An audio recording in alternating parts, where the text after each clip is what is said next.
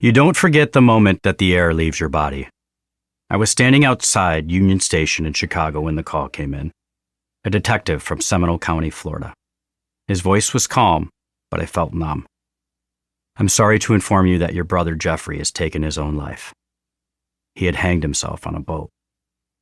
The ground beneath me vanished. The sound of the city went silent. I remember holding the phone like it weighed 100 pounds. Sunglasses pressed against eyes not yet ready to flood as they would in the coming days, weeks, and months to follow. Jeff was gone, and now I had to be the one to tell her mom. She was on her way to visit me, delayed on an Amtrak train from Michigan, hours behind schedule. She didn't know that her firstborn son was dead, and I didn't know whether her heart could survive it. She had already lost my dad. Now this? I was afraid she would collapse, or worse. So I did what climbers do when they feel themselves falling. I found a way to brace for impact, and I called for help. I called 911, not because I needed immediate emergency medical attention, but because I needed backup. People strong enough to hold space for the emotional collapse I feared was coming. Trained professionals with quiet strength. When the EMTs arrived, I told them the truth, and I begged them multiple times to stay. Please, my mom's train is delayed, and she doesn't know yet. I need you with me when I tell her what will break her heart into a million pieces. I knew it was unreasonable of me to expect them to wait, but they sensed how scared and hopeless I felt, so they agreed.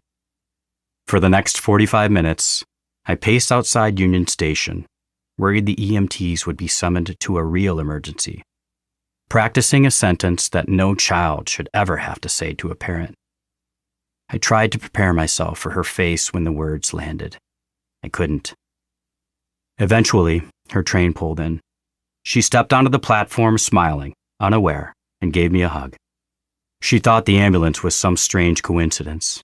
She thought maybe I had arranged an ambulance ride home as special treatment from a new friend who works as an EMT. We rode the escalator together, her light and happy, me holding back waves of panic, keeping my sunglasses on so as not to reveal my swollen, bloodshot eyes. I walked her toward the ambulance, and when the doors closed behind us and she sat down on a stretcher, I told her, Jeff is gone. He took his own life. She didn't scream. She just crumbled. But she didn't die, and neither did I.